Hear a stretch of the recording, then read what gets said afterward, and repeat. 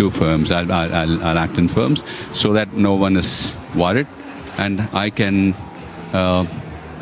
ஏண்டா எப்போ இவன் வந்து தலையை பத்தி ஒரு வீடியோ போடாமலே இருக்க மாட்டான் போல அப்படின்னு நீங்க நினைக்கலாம். என்னால போடாமல் இருக்க முடியாதுங்க. ஏன்னா நான் தலையுடைய உண்மையான ஒரு ரசிகன்.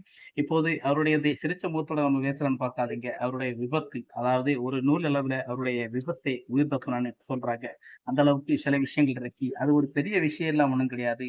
விபத்துல நூல் அளவில் ஒண்ணு தப்பிக்கவும் முடியாது. சோசியல் மீடியாக்கள்ல அப்படித்தான் எல்லாமே சொல்லுவாங்க. ஒரு நூல் அளவில் தப்பிச்சிடாரு அப்படின்னு சொல்லி நிறைய விஷயத்துல கெமிஸ்ட்ரி எல்லாம் அப்படி எல்லாம் ஒர்க் அவுட் ஆகணும்னு தான் அப்படி சொல்லுவாங்க. அப்படி எல்லாம் ஒன்றும் கிடையாது. தலை இறங்கி ரொம்ப நேரம் பிறகுதான் அந்த காருடைய சில விஷயங்கள் எல்லாம் சம்பவிச்சிருக்கிறது.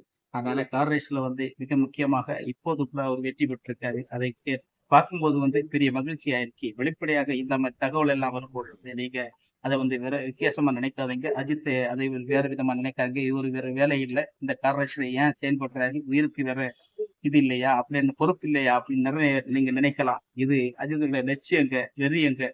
கார் ரேஸை பொறுத்தவரை, பைக் ரேஸை பொறுத்தவரை அஜித் கூட பிறந்த ஒரு உயிரோட்டமான சில விஷயங்கள். அதில் நிச்சயமாக அவர் எப்படி அதை ரேஸ் பண்ண முடியும், எப்படி அதுக்குள்ள ரேஸ்க்குள்ள அவர் வருவாரு, எப்படி ரேஸ் வெற்றி அடைய முடியும், எல்லாமே அவர் கவனமாக இருப்பார்.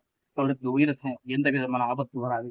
கடவுள் ஆசீர்வாதம் இருக்கிற வரைக்கும் அவருக்கு எந்த விதமான ஆபத்து வராது. ஏன்னா நல்ல மனிதர்களுக்கு இங்கே நல்ல ஒரு வாழ்வு இருக்கிறது என்றும் நம்ம அஜித் சார் வந்து ஒரு உதாரணமாக எடுத்துக்கொள்ளலாம்.